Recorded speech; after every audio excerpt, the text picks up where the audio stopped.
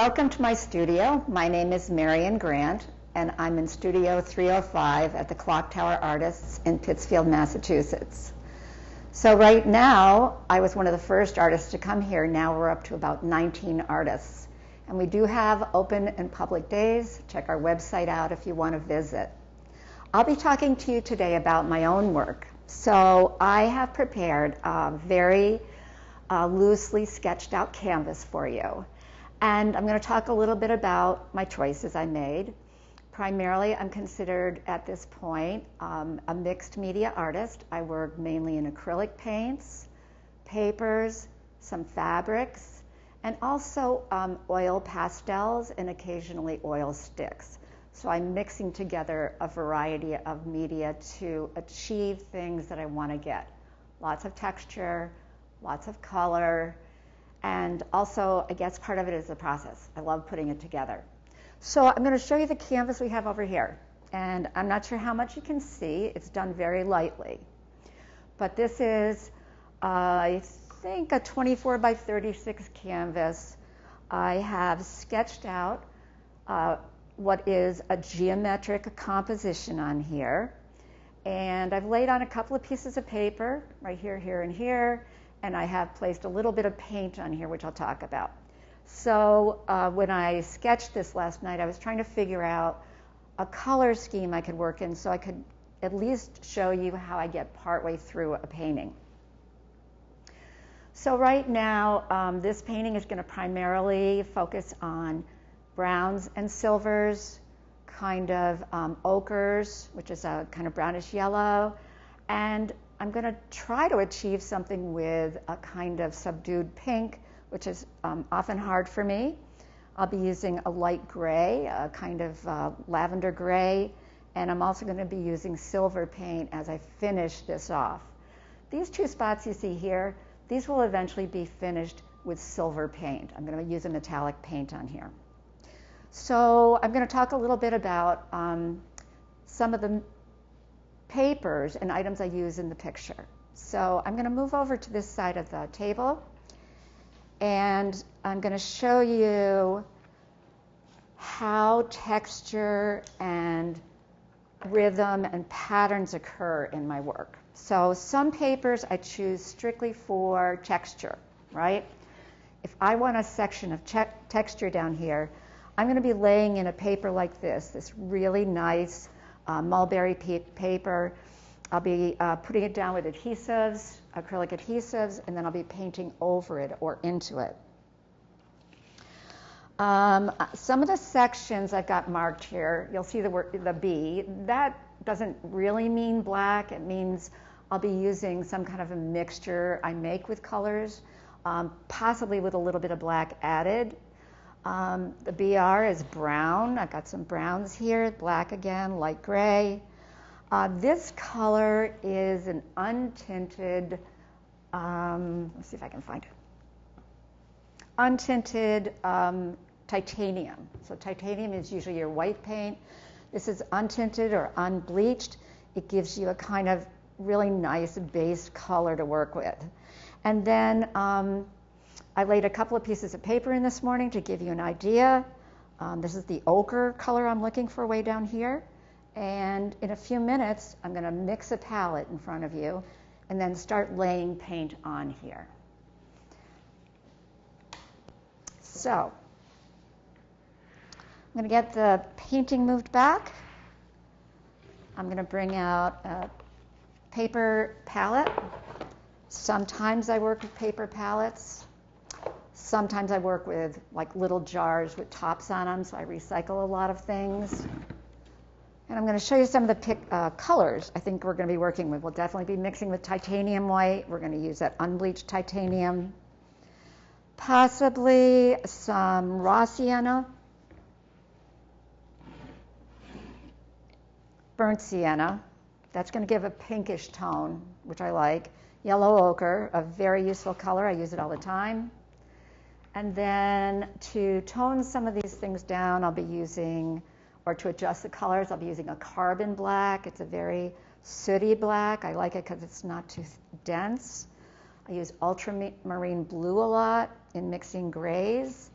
And then I have a couple of other colors here.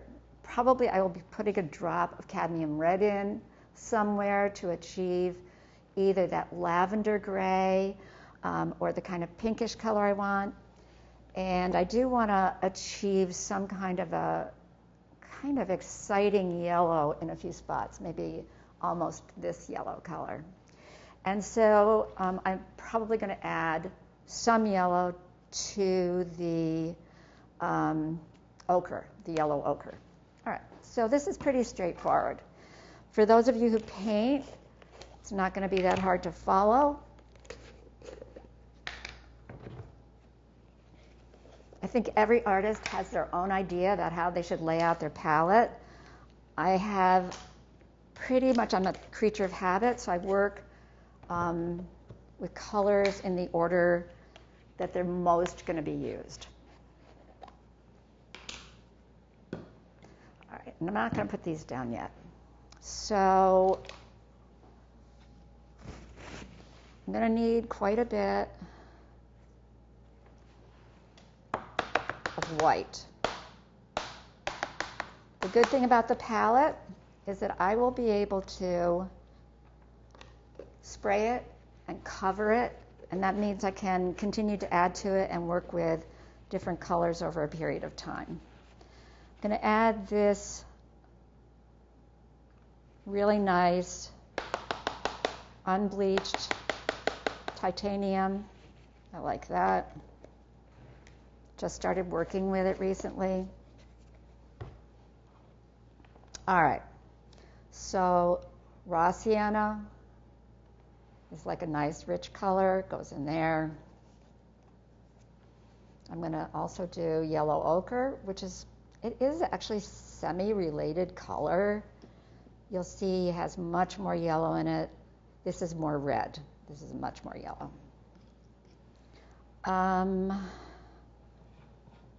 Oh yeah, burnt sienna. Right in here. Alrighty, I think I am going to need this. I'm using the liquid carbon black. I've also got a tub of it, but because I don't use that much, I only put down like a little bit, and I'm often trying to mix it right into other colors.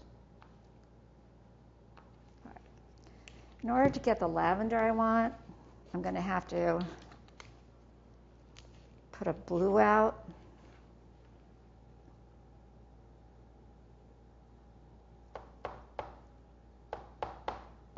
This was all glopped up, so it's not coming out very well. And I am going to add this very small amount of red.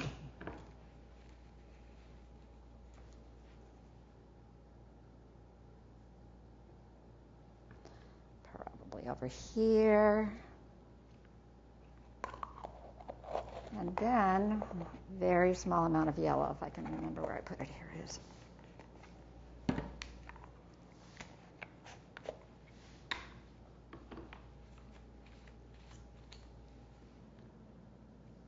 So for the artists in the audience, you know that I'm mixing acrylic paints mainly with water or other acrylic mediums to give them certain effects. So I'm just going to put these away quickly, and then I think we're going to start working on the canvas. The painting's up on the easel. I have a collection of brushes to work with. I'm using pretty much big brushes. I don't buy expensive brushes anymore because I have a habit of leaving them unwashed. And I have, a basic palette set out, which I'm going to start to work with. So I'm going to think about this a little bit. One of the things about this color that I laid in here last night is that it's really a little dark. That's that unbleached titanium. So I am going to mix some straight white into it. I'm adding just water. Later I might use some mediums to, oh yeah, it's a little better. So for those of you who are familiar with my work, nothing stays simple. It tends to get layers and layers of color and layers of paper, layers of drawing. Sometimes they look terrible and I layer more. Central area, this I don't know how many sides this shape has, but trying to just give it a little less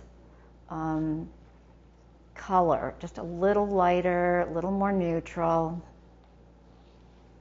And I'm laying it in fairly quickly because I'm going to be adding more paint, more texture, and papers.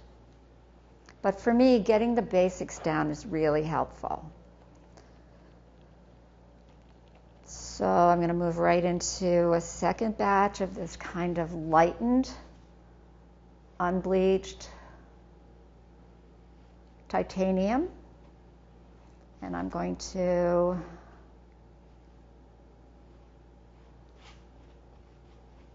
put that in. I definitely love this color, so I think this is going to work really well. It has enough warmth.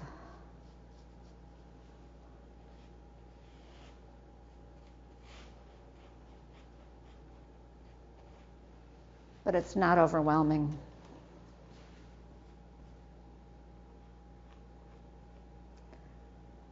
So I'm not a hard edge painter. I don't use tape. Sometimes I really want edges in my pictures. Other times I'm not too concerned about it. Like I might just wipe it off and leave a little bit of a, like a halo or whatever.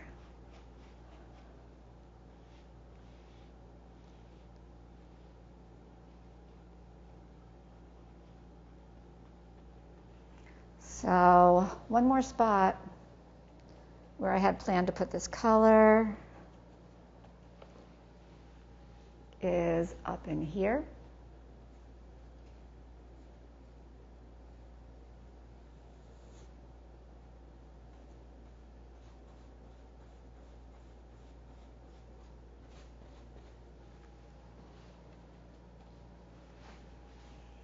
And so in pretty short order, I think you're going to begin to see more understandable kind of organization on the canvas. I'm very interested and work very hard at making my pieces balanced because that pleases me. It makes me happy when that happens. Might be interesting, I'm not positive, but to have like a little bit of this color here. When I get to edges, I wrap.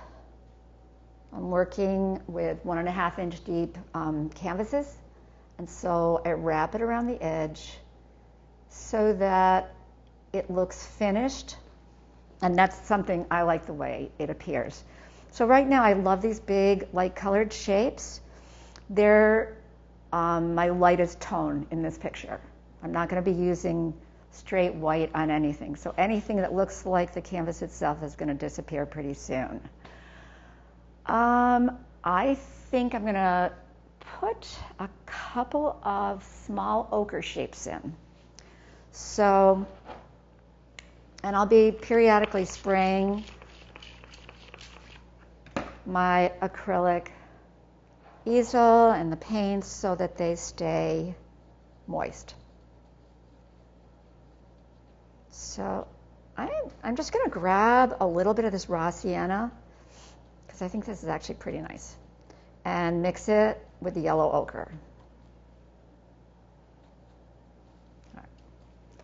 And you see I don't change brushes unless I absolutely have to. So this has got a little section that's supposed to be ochre.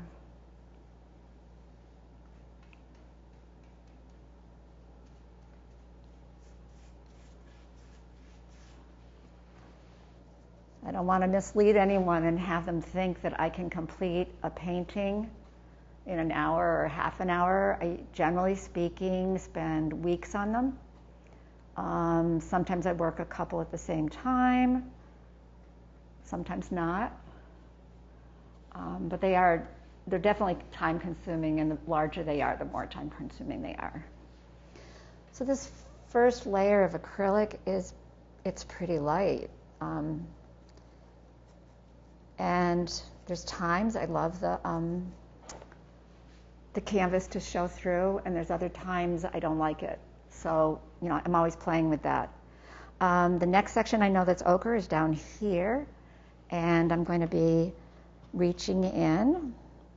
Just so you know, I do normally both stand and sit when I'm working. So this is kind of a low spot. I don't know if you can see it that well.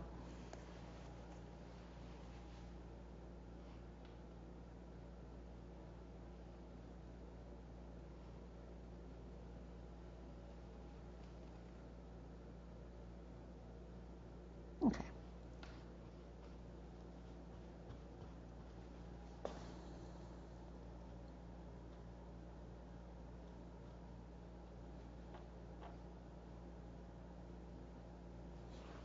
I'm not at all bothered by brush marks. If I want to get rid of them, I get rid of them later. So I'm going to go and maybe use slightly lighter ochre, which is a nice color. And I'm going to have to move around a little bit so I can get at it. So I'm over here. This is a section that I conceived of as being painted an ochre color.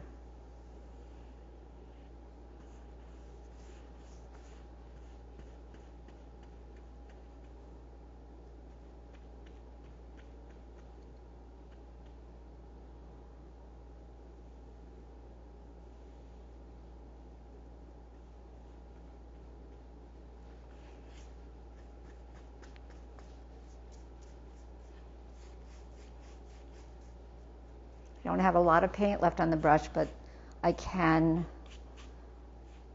get a light coat of color on the edge again, because it just at the end, this will make the work so much more finished looking. I don't see anything labeled ochre, which doesn't really mean anything, but what I'm going to do is look at the rest of these colors. So in this family, I've got these 3 sections. Well, this says ochre, but I'm not going to do that there. Yellow. What I really would like to put in here is a paint I don't have. This would be like a cadmium yellow deep. So I'm going to play with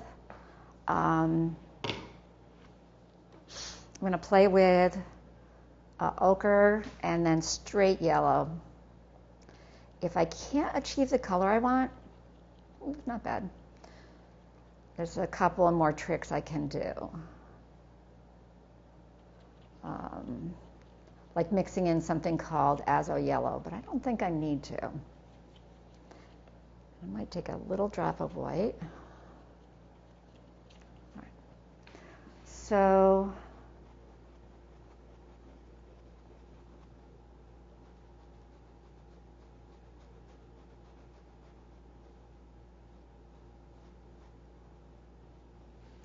my blocks are not really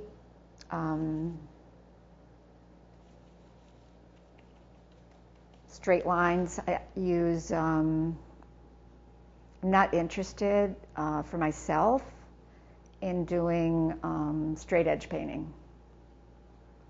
And so I'd like to mix the idea of geometric painting with a kind of freedom to play with the edges, to manipulate the material, to add in detailing.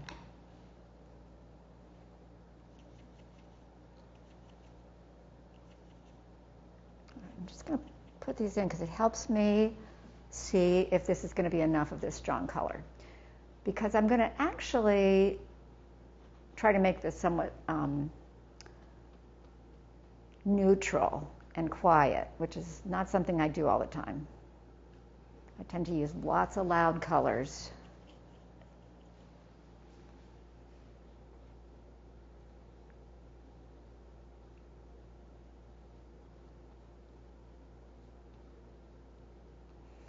And of course, I know I'm painting over some of these pieces of paper. So I'm really not too concerned with where they meet.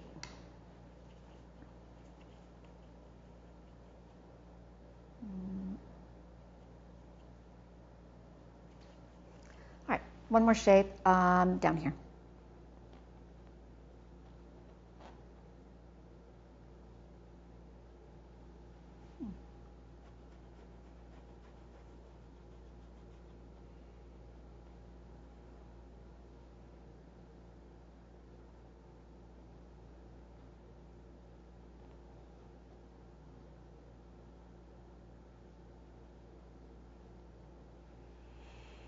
And I think, it doesn't mean I won't use more of the yellow, but this is it for now. I typically work from lighter colors to darker, because once you lay a dark color on it, it takes a lot more work to cover it over if you don't want it. I'm going to see if I can't mix a kind of pinkish tone. And I'm going to basically use some red,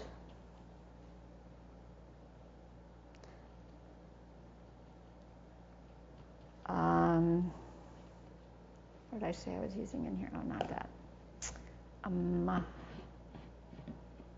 Burnt sienna, which has a very pink tone. There's a lot of yellows here. I'm going to drop them in so this is not too pink. Definitely needs to be darker though. All right.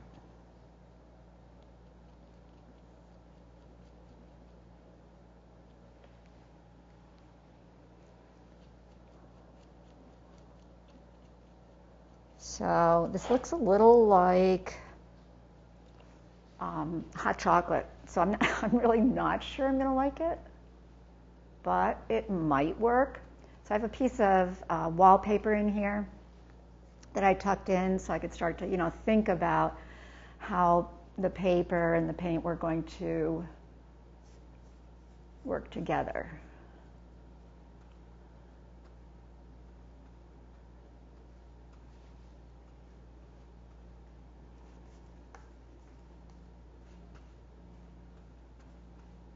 One thing I know is that this is going to take a lot of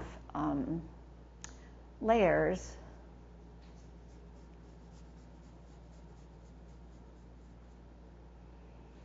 to cover the canvas. All right, a little bit more. Maybe a little yellow. All right. So I'm going to continue this color down here. Actually, I like that a little better.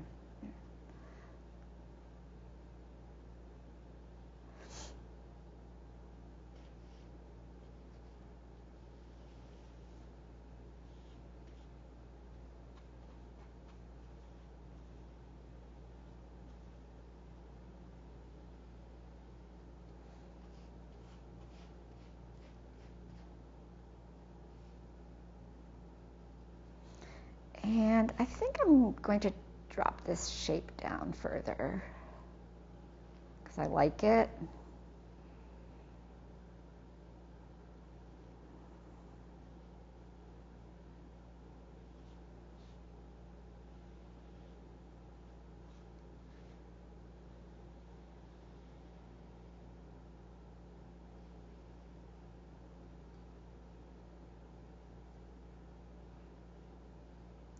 So it's like almost a coppery pink.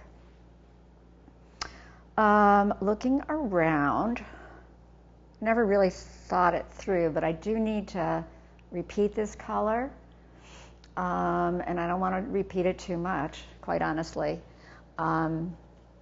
It's a little hard to look at. I might make darker versions of it.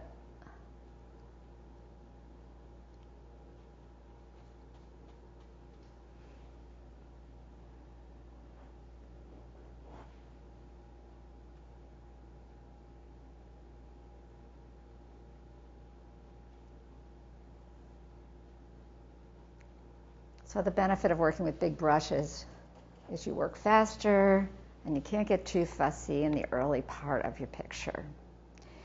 And I guess what I might do is add a small shape down here in this color. I'm not sure this is going to stay, but we'll see.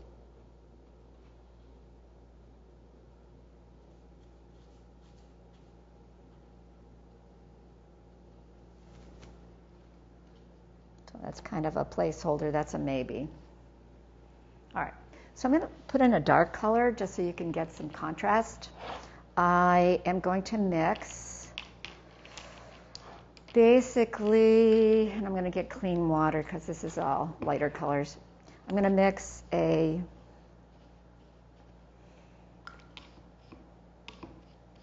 ultramarine blue with the burnt sienna, and I'm probably going to add, this is going to form the basis of some of my grays, and I'm going to add, yeah, this is good. I'm going to add a little bit of this lamp black, which is very greasy, thin black. So these are liquid acrylics. They're going to go on lighter. And I think the shapes are not, just so you know, they're not going to stay black. A kind of blue-black mixed with a brown and a little bit of another black. I'm going to color in just one of the shapes. So I don't use straight black paint in my pictures because it can be pretty deadening. So we want to have, oops, and that might be interesting too, but it's actually not supposed to be there. So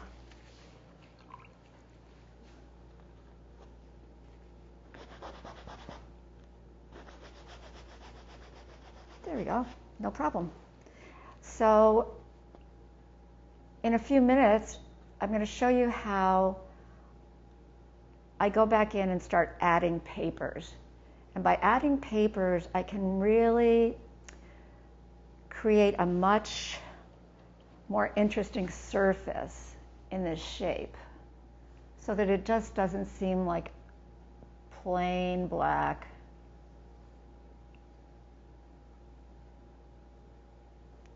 block.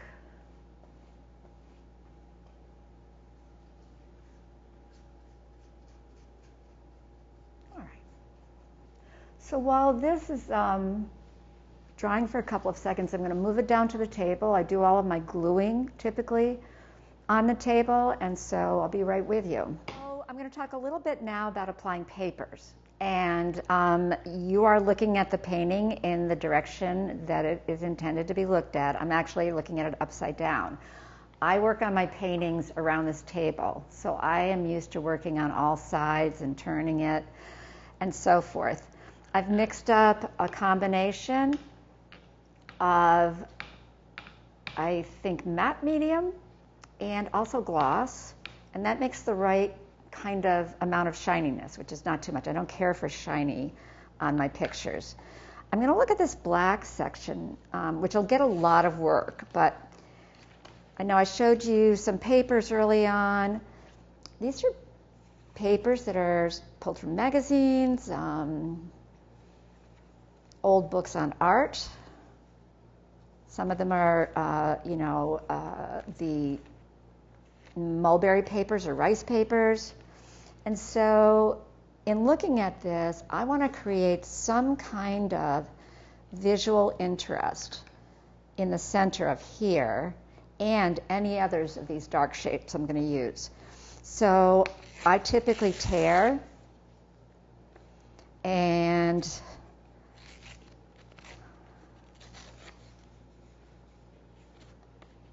I don't like really hard edges on stuff, so you'll see maybe something like that. So I'm going to apply this piece by getting some acrylic medium on it, all the way out to the edges. And I'm going to drop it in here. And there's a number of ways. I don't like to press too hard when I'm working on canvas. So a lot of times I'm going to use like a scraper like this. It works really well. You scrape, get the picture right in there. It's applied. The medium dries clear.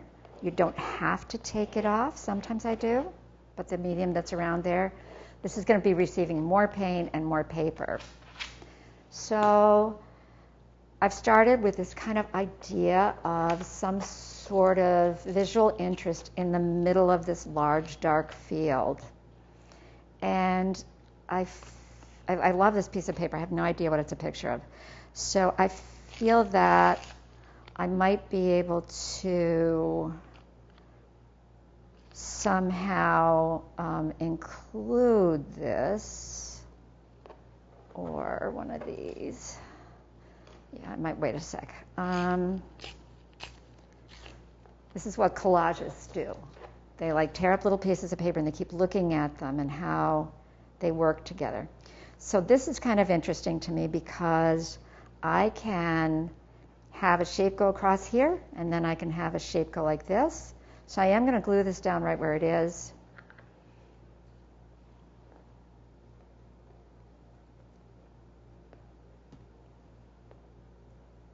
And I'm going to line it up with my edge and push it down. And now I can take this sort of interesting, maybe this one. Yeah, maybe this is the one I want. Oops, didn't quite mean to do that.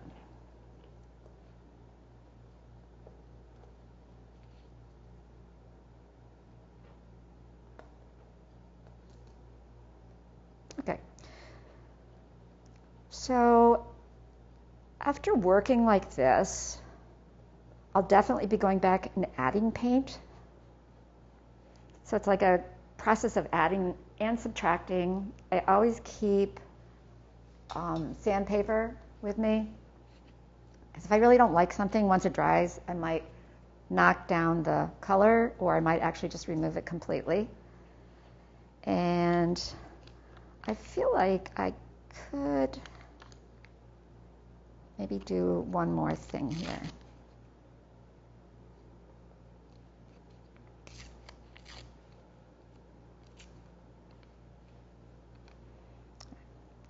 And so I am going to add this.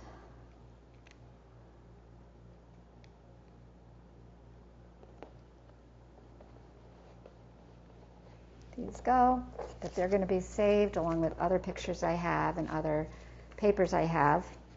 And so you're kind of seeing like my thought process. I have a very large dark shape. I'm going to break it up with lots of sort of silvery and gray things. And in that process, I'm also going to be, I think I mentioned earlier, adding some sections of actual metallic paint here and here. And so that silvery tone will get picked up here. I hope that I was able to give you a little picture of what I do. And I hope you'll come by the Clock Tower Artists. We're open Monday through Friday, 9 to 5. We have basically a public gallery area. Artists work and they leave their doors open. You're welcome to stop in. And we're also going to be part of the Fridays at 5, which Pittsfield does, and some Saturdays this summer. We hope that you'll come in. There's like no pressure to buy. It's really about learning about the artist and the process and the work. And I hope I'll see you.